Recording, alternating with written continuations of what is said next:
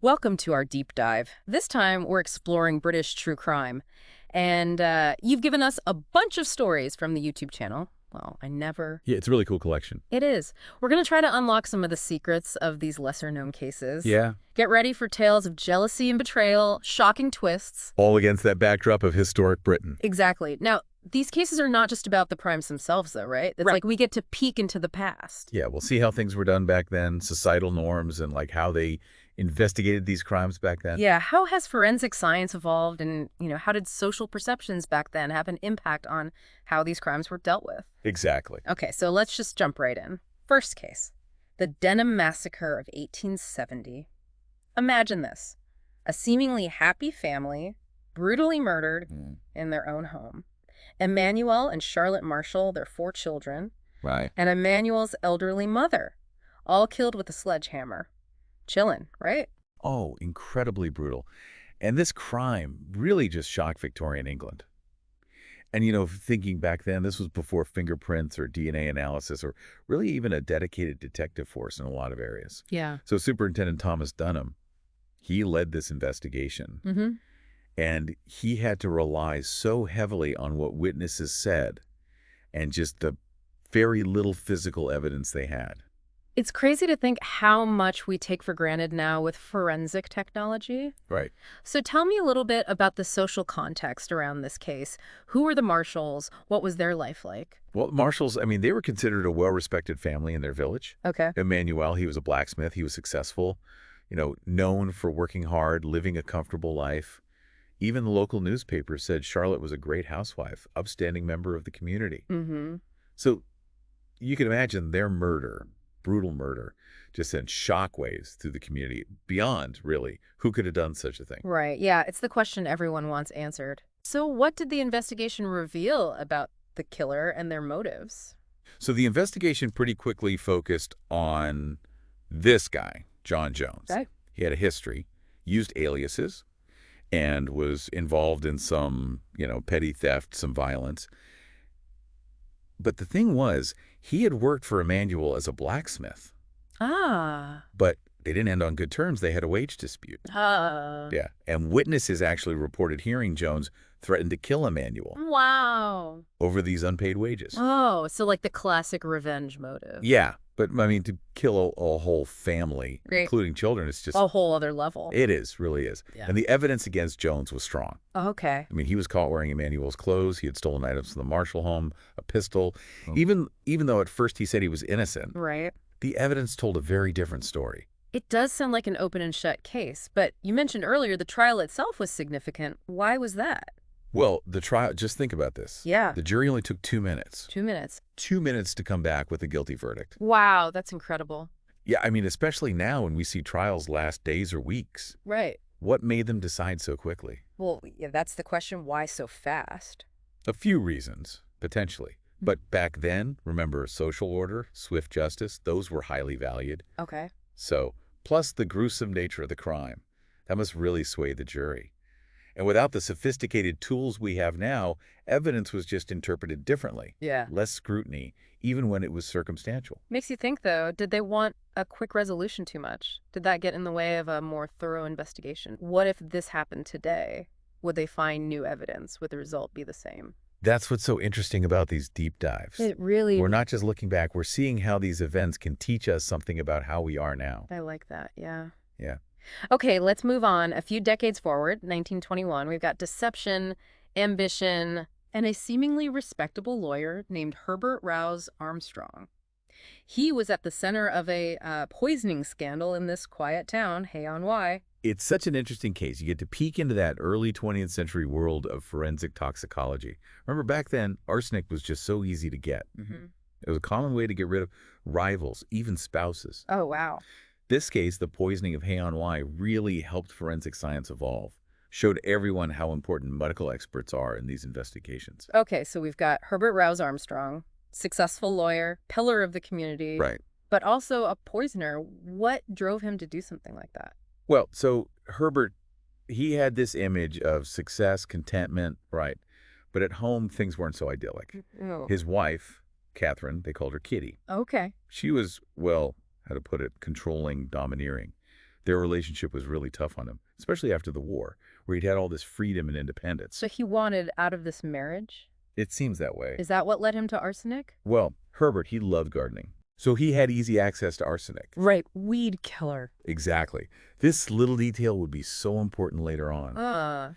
But actually, it wasn't Kitty's death that made people suspicious at first. It was him trying to poison his rival. Oh, a rival. Was this personal or professional? Kind of both, actually. Yeah.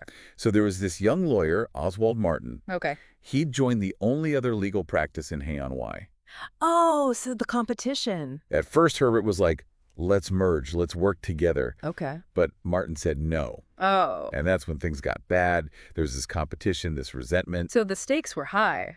They were. How did Herbert try to get rid of him then? So first, it was subtle. Okay. He sent this box of really expensive chocolates to Martin's house. Chocolates? Yeah, but anonymously. Oh. No one knew who sent them. So, of course, they shared them at a dinner party. Yeah. And then, Someone got sick. yeah, really sick. I bet those weren't normal chocolates. Nope, they found arsenic in the filling. But they couldn't trace the sender, so the investigation stalled. But then, this is interesting, Herbert started inviting Martin over all the time. For lunch? That's pretty bold after trying to poison him. It does seem that way, right? Yeah. He must thought no one would suspect him. Right. So at one of these lunches, Martin got really sick.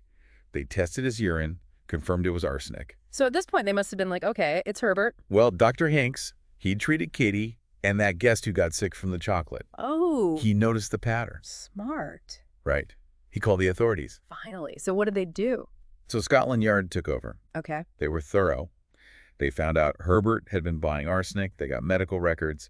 They even exhumed Kitty's body to do more tests. Wow. And on New Year's Eve, 1921, they arrested him right at his office. That's crazy. It's like they flipped a switch, right? Yeah. Suspicion, then boom, action. Yeah. What did they find when they exhumed Kitty's body? Well, that was it, the final piece. They found a lethal dose of arsenic. They charged him with her murder and the attempted murder of Oswald Martin. So Herbert, Mr. Respectable Lawyer, is now on trial for murder. What did he say? What was his plea? He never admitted anything. Through the whole thing, arrest, trial, Yeah. he said he was innocent. Wow. You know, he stayed calm, probably used his legal knowledge. Right. He even used his charm, his social standing, Hmm. to try and win over the public. It worked. Some people thought he was being framed. It's amazing how people can twist things to look like the victim even when they're facing such serious charges. It is. But the prosecution, they were good. Okay. He took apart all his claims piece by piece. Right. They talked about Kitty being frail, wanting to live. They even had someone who Herbert had an affair with testify. Really? Yeah, suggesting maybe he wanted Kitty gone for a reason. Wow. So he tried to control the narrative, but the truth was coming out. Slowly but surely. What did the jury say? So after weeks of testimony, back and forth, the jury found him guilty on all charges. Sentenced him to death What? by hanging. Wow. May 31st, 1922, he was executed. That's a crazy story. It is. Even facing execution, he never confessed, said he was innocent until the very end. What a fall from grace, right? Had it all, but that ambition, fueled by arsenic, that was his downfall. It goes to show you, even the powerful, the respected, they can have these dark secrets. Right. And justice, even if it's slow, it often wins. So we've looked at two very different cases. Both show this dark side of human nature and how the justice system worked back then. Yeah. It's just so interesting to think about the time period, right? What strikes you about that? I think about the limitations they had back then, like with the Denham Massacre. They didn't have the tools we have now. Yeah. And that probably led to that super quick, but maybe questionable conviction. Right. And then Armstrong, that's where forensic toxicology was just getting started, and that's what got him. It's wild, right, how things have changed. It shows you the pursuit of justice. It's always changing with science, with what society thinks. Okay, so speaking of changing norms, let's jump to 1947. This is a crime that really gripped the nation. An actress disappears from a luxury cruise liner. Oh, yeah, this one. Gay Gibson. The mystery of Gay Gibson. This case is really important in English legal history. Why is that? It's one of the first where they tried to convict someone of murder without a body. Wow. They had to rely on what they called circumstantial evidence and what the experts said. Okay, so imagine this. You're on this amazing cruise liner, glamour, intrigue everywhere. Then this young actress, she just vanishes. No trace. Was it an accident? Suicide? Or was there something darker at play? It's a real mystery. It is. So tell me about Gay Gibson. Who was she? What was she doing on that ship? So Gay Gibson, that was her stage name, actually. Whoa. Her real name was Eileen Isabella Ronnie Gibson. Talented actress, ambitious, coming back to London after this big tour in South Africa. Okay. She was excited, ready to take on the West End. Everyone loved her. She was charming, beautiful, had a bright future. Sounds like she was about to be a star. She really did. What happened? When did they realize something was wrong? Well, one morning she doesn't show up for breakfast. Oh. Her cabin was empty, bed hadn't been slept in, porthole was wide open. Oh, wow. And the last person anyone saw with her was this ship steward, James Cam. Okay. He was seen leaving her cabin in the early morning hours, but at first he denied everything. So we've got a missing actress, a suspicious steward, and the vast open ocean. It's like something out of a book. I know, right? What do we know about this James Cam guy? Well, so he was married, had a kid, but he had a reputation. Oh, no. He was a bit of a ladies' man, liked to brag about it. Oh, wow. The crew even called him Don Jimmy. Oh, no. Yeah, hinting at his way with the female passengers. Oh, so we have a missing actress and this guy with a history of inappropriate behavior, definitely starting to sound suspicious. What happened next? So the captain, he knew it was serious. Yeah. Turned the ship around to look for her. Oh. But finding someone in the ocean is almost impossible. Yeah. He also called Scotland Yard, asked for help once they got back to England. Good. And they kept James in his quarters. The ship's doctor examined him. Okay. So did the doctor find anything? He did. He found scratches on James's arms, neck, and shoulder. Oh. And that really raised suspicions. I can see why. What did James say about the scratches? At first, he said they were just from, a towel or a rash. A rash. Yeah, but the investigators weren't buying it. So then he changed his story. Oh, what did he say? Okay, so he said he was in Gay's cabin that night, but that she died accidentally during sex. Oh, wow. And he panicked and threw her body out the porthole. So first he denies it all, and then he comes up with this very convenient story. Right. What did the investigators think about that? They were skeptical. They found evidence in her cabin that didn't match his story. What kind of evidence? Well, for example, they found urine stains on the sheets. Oh, what? That can happen during strangulation. So that contradicted what he was saying. And as they investigated more, he kept changing his story. Ugh, that never looks good, does it?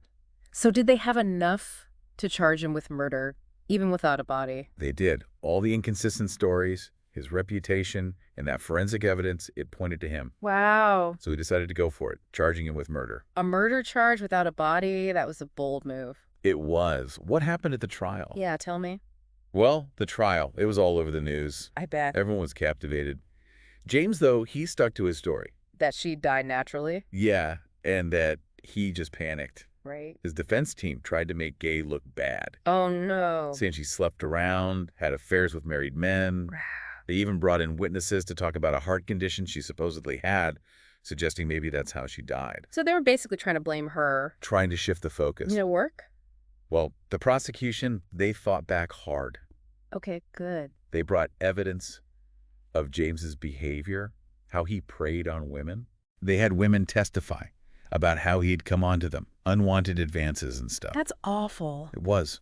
They said he strangled her after she rejected him and then made up the whole story. It was his word against hers, basically. It was. Oh. What did the jury think? What was their verdict? It didn't take them long, only 45 minutes, Really? to find James Cam guilty of murder. Wow. He was sentenced to death. By hanging. Yes. But then there was a twist. Oh, what happened? So while he was waiting to be executed, there was this movement to abolish the death penalty. Oh, wow. It was gaining momentum in Parliament. So they were going to get rid of it. Yeah, and they decided all the people on death row, they would just go to prison until they made a final decision. So he was spared because of a legal technicality? Basically. What did people think about that? Oh, there were a lot of opinions. Some people were relieved, thought it was a good thing, moving away from the death penalty. Right. Others were angry, thought he should have been executed. Yeah. Even Winston Churchill spoke out against it. Wow, really?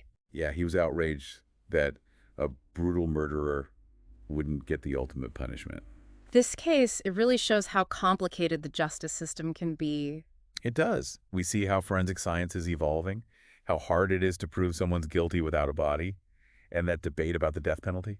It just makes you think. Even when a case seems closed, there's always more to it. You're right. And that's what's so interesting about looking back at these cases. We're trying to understand what happened, but we also learn about ourselves. Okay, well, we've talked about forensic science and how it changed, but what about when the evidence isn't so clear? What about when language and mental capacity come into play? That's what we're going to look at in our next case, the story of Derek Bentley. This is a case that's hard to hear. It is. It shows how the system can fail vulnerable people, people who might not understand everything that's going on. It really made people think, is the death penalty fair? And how do we treat people with intellectual disabilities in court? Yeah, it's something we're still grappling with today. We are. So who was Derek Bentley, and how did he end up in this situation? So Derek, he was a young man with a tough past, Okay. learning difficulties, probably from injuries when he's younger. Yeah. And he had a low IQ. He had trouble finding his place, jobs, friends. He was isolated. And then he met this 16-year-old, Christopher Craig. Christopher had a criminal record, wasn't a good influence. Yeah, it sounds like Derek was taken advantage of. Sadly, yeah. So November 2nd, 1952, they decided to burglarize a warehouse. Oh, no. Christopher, being, reckless, brought a gun. Oh, no, that's never good. It wasn't. So during this burglary attempt, a police officer saw them, Detective Sergeant Fairfax. No. Things went bad really quickly. What happened? Well, there was a struggle. Fairfax managed to arrest Derek, Okay. but Christopher got away, hid on the roof. Another officer, Sidney Miles, he tried to arrest Christopher, but Christopher shot him. Oh, my God. Officer Miles was killed. So Christopher shot the officer, but Derek was already arrested? He was. So why was he charged with murder? It's because of what he said. What did he say? So the prosecution said that when Fairfax was arresting him, Derek shouted, "Let him have it, Chris." Oh, wow. They said that meant he was telling Christopher to shoot, even though he didn't actually pull the trigger. So because of what he said, they said he was as guilty as Christopher. Yeah, they use this concept called common purpose. What does that mean? So, imagine you and your friends plan to rob a bank. Okay. Even if only one person goes in and takes the money, because you all planned it, you're all responsible. Oh, I see. So they said, let him have it. That meant Derek wanted the officer dead, too. But what about his intellectual disability? Surely they considered that. They did mention it, his low mental age, and that he couldn't read. Yeah. But they said it wasn't enough to say he wasn't responsible. Oh, wow. So they put him on trial, asked him all these questions. Which he probably didn't understand. Right. It's just sad. What happened at the trial? Well, even though the evidence was iffy and there were concerns about Derek, the jury said he was guilty. Of murder. Yes, and they sentenced him to death. No, that's awful. It was. A lot of people were outraged. They saw how unfair it was. What happened? Did anyone try to change the sentence? What about Christopher? Oh, there were protests. People signed petitions. His family fought so hard to get him pardoned. Yeah. But even though the jury said they should show mercy, the Home Secretary, he said no. Oh, no. Derek Bentley was hanged January 28th, 1953. I can't believe it. And Christopher, he was a minor. Right. He was detained, but they let him out in 1963. That's such a sad story. It just shows how unfair things can be, how the system can get it wrong. It does. Derek was eventually pardoned, posthumously, in 1993. Really? Yeah, and then in 1998, they overturned his conviction. Oh, wow, that's good. It is, but it just shows you justice needs to be about understanding, about compassion. It does. Okay, so now let's go to 1960s London. It was a time of so much change. Music, society, everything. Yeah, a real turning point. But there was this darkness, too. In the red light district, this serial killer. Jack the Stripper. It sends chills down your spine just hearing that name. Yeah. So this case, it really shows what was happening beneath the surface of London back then. The victims, they were overlooked, marginalized. They were. And the system wasn't doing enough to protect them. It's true. And that name, Jack the Stripper, it's calling back to Jack the Ripper. Yeah. We're still fascinated by those unsolved crimes, those shadows. Exactly. It makes you think, are some evils just timeless? It does. So tell me about the victims. How did this killer operate? So between 1959 and 1965, 7 women were murdered. Wow. They were all sex workers in London's red light district. Okay. And they were found all over the city. Dumped in waterways, industrial areas. Yeah, just discarded. That's awful. It is. And it really shows how vulnerable they were. It does. So was there anything specific about the murders? Anything that connected them? Well, they were usually naked. Hence the name. Right. And some of them were missing teeth. Oh, wow. That's creepy. Yeah, it added this really gruesome element. Did they ever figure out why he took their teeth? Sadly, no. It's still a mystery. Really? Some people think it was about power control. Oh, like a trophy. Exactly. Mm. Others think maybe it was practical to make it harder to identify them. Right, makes sense. So they were all sex workers, found in certain areas, missing teeth. Anything else? Were there any other clues? Well, the best clue they got was paint flecks. Paint flecks. Yeah, they found them on some of the bodies. Seemed like nothing at first, Right. but it turned out to be really important. Ah, forensic science again. You got it. What did they find out about the paint? So they analyzed it and found out it was a specific type Okay. used in car manufacturing. Really? Yeah, so they started looking into all these businesses, garages, places like that. Smart. So they were narrowing it down. They were, but then things got weird. What do you mean? After February 1965, there were no more murders. No more murders. So he just stopped. It seems that way. And even with that paint lead, they never caught him. So the case just went cold? Do they have any ideas why he stopped? Lots of theories. Mm. Maybe he thought they were getting close, so he killed himself. Oh, wow. Or maybe he got arrested for something else and went to prison. Right. Or maybe he just left London, disappeared. So many possibilities. It must be so frustrating for the families never knowing what happened. Yeah, it's another layer of tragedy. It is. So they never caught him, but did they have any main suspects? There were a few who stood out. Huh? One was Mungo Ireland. Okay. He was a security guard from Scotland, and they linked him to the case because of those paint flecks. Ah. He had access to that kind of paint, and he'd been seen around some of the crime scenes. So motive means opportunity. Exactly. But then, before they could really question him, he killed himself. Oh, no. Yeah, he left a note that hinted he might be guilty, Oh, wow. but he didn't confess or give any details. That's tough. So suicide could mean guilt, but without a confession, it's hard to know for sure. Yeah. Any other suspects? There was this police officer. Yeah, he was acting strange. Obsessed with John Christie, the serial killer. Oh, wow. And they found out he'd been burglarizing places. A police officer. I know. He said he was trying to live up to his bad reputation. Oh, my God. So he was trying to be a bad guy? It's crazy, right? It is. Were there any more? A couple more. Harold Jones, he'd been in prison for killing children. What? Yeah, but he was out and working as a caretaker Okay. at the place where they found Bridget O'Hara's body. Oh, wow. So that made him a suspect. And then there was Freddie Mills, the boxer. Okay. He was connected to organized crime. Oh, wow. This is like something out of a movie. I know, right? So many potential suspects. But without a confession or clear evidence, we'll probably never know who Jack the Stripper really was. It's true. It's a case that just grabs you, right? You could The brutality, Yeah. the mystery, and how it all fits into what was happening in society back then. Yeah, it does. And it shows you how tough it was to catch serial killers, how limited forensic science was, and people just can't resist a mystery. That's for sure. Okay, let's take a break from Jack the Stripper. Let's talk about relationships, betrayal, cold-blooded murder. Our next case is about this seemingly normal couple, June and Raymond Cook. Oh, this one is a wild ride. I bet. Tell me a bit about it. Well, their story, it starts out normal, but then it just spirals into this web of lies and manipulation. Oh. And it ends in a heartless murder, all because of greed and this desire for a new life. Wow. So tell me about June Cook. What made her the target of this? So June, she was a really dedicated special needs teacher. Okay. She was well-respected, had a good life in Reading, married to Raymond. He used to be an electrical engineer, but then retrained to be a nurse. Okay. They had 2 kids, seemed like a happy family from the outside. Right, but there were problems. Oh, yeah, behind closed doors, their marriage was falling apart. So it wasn't as perfect as it seemed? Not at all. What kind of problems did they have? Yeah, what was going wrong? Well, Raymond, he was younger than June, but he felt like she was always one step ahead. Smarter, more successful. Yeah. And he had to change careers because of money troubles, so his pride was hurt. Right. He also didn't like how strong June's personality was. Ah, so he was looking for something else. He was. And he found it with Kim Noel. Who's that? She was a nurse, worked with him at the hospital. Young, attractive, ambitious. Oh, no, the love triangle. All right. Classic. Tell me about this, Kim. What was her role in all of this?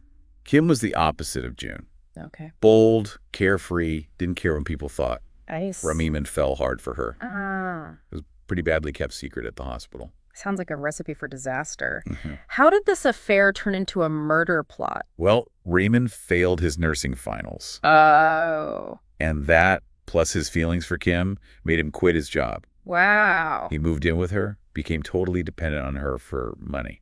Okay. They wanted this new life, free from everything, but they were broke. So love, lust, and money problems. Did they plan the murder themselves? At first, they tried to get help from a guy Kim knew. Eric Jones. He had a reputation for getting rid of wives. Oh, no. Yeah, the three of them came up with this plan. To make June's death look like an accident? Exactly. They wanted the insurance money, her inheritance, everything. Wow, that's cold. What was their plan? Well, they thought about a few things, like making her car crash into a river. Oh, wow. But it was too complicated. Yeah. Yeah, too risky. So they went with something more direct. Okay, I'm almost scared to ask, what did they decide to do? So on March 8th, 1967, Raven took June out for dinner. Okay. To the George Hotel in Pangbourne. No. He was planning to get her drunk, make her an easier target. Oh, wow. Then, as they were driving home, Eric Jones was waiting. Waiting. Yeah, in a secluded area, like he had car trouble. Oh, no, so they lured her into this trap. They did. What happened next? Yeah, what did they do? When June got out to help, Eric attacked her. Oh, my God. Hit her in the head over and over with a car jack. That's brutal. It was. Then they put her back in her car and made it look like an accident. Oh, like she'd been thrown through the windshield. Exactly. Did it work? Did anyone suspect anything? At first, it seemed like they might get away with it. Really? But the officer who investigated the accident, Constable Sherlock, Okay. he noticed some things weren't right. What kind of things? Well, her injuries were too bad for it to just be a crash. Okay. The windshield wasn't even broken. Oh, wow. And Raymond, even though he was acting all shaken up, he could give directions home, even though he said he was confused. Yeah. But the biggest thing was, Sherlock found out about the affair with Kim. Ah, so there was a motive. Exactly. He knew something wasn't adding up. So what did he do? They questioned Raymond, Okay. and as they pressed him, his story fell apart. Yeah. They looked at June's body again Yeah. and realized she'd been hit multiple times, not just from the crash. Oh, wow. So finally, Raymond confessed. He told them everything. He did, and he told them about Kim and Eric, too. So they all got caught. They did. All three were arrested and charged. What happened to them? Raymond and Eric were convicted of murder, got life in prison. Wow. Kim, she wasn't there when it happened, but they convicted her as an accessory. So she got a life sentence, too. Yeah. Wow. Justice was served, even if it took a while. Yeah. It's crazy what people will do. It is. Did any of them ever say they were sorry? It's interesting, Kim. Before she died, she said that June didn't deserve to die. Wow, really? Yeah, she said she never even loved Raymond or Eric. Oh, my God. Her last words were, June didn't deserve to die. I never loved them. I only loved my dog. Wow. That's just chilling. It is. This whole thing started with an affair, and then it just became this nightmare. It's like a reminder that even normal people can have these dark secrets. It is.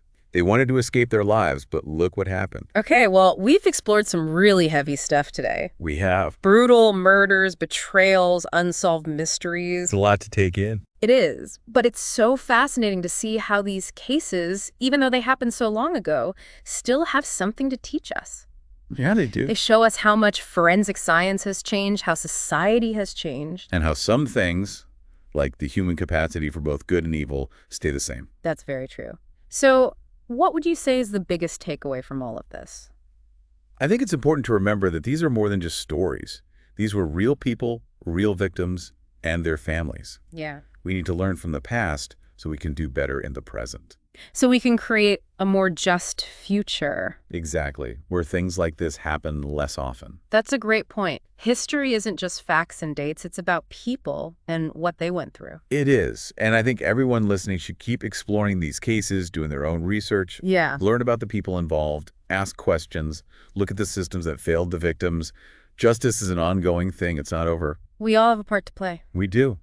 So keep learning, keep asking questions. There's so many stories out there waiting to be uncovered. Mysteries to solve, injustices to fight. Yeah, and maybe you'll be the one to bring them to light. That's a great message to end on. So until next time, stay curious, stay informed, and never stop exploring.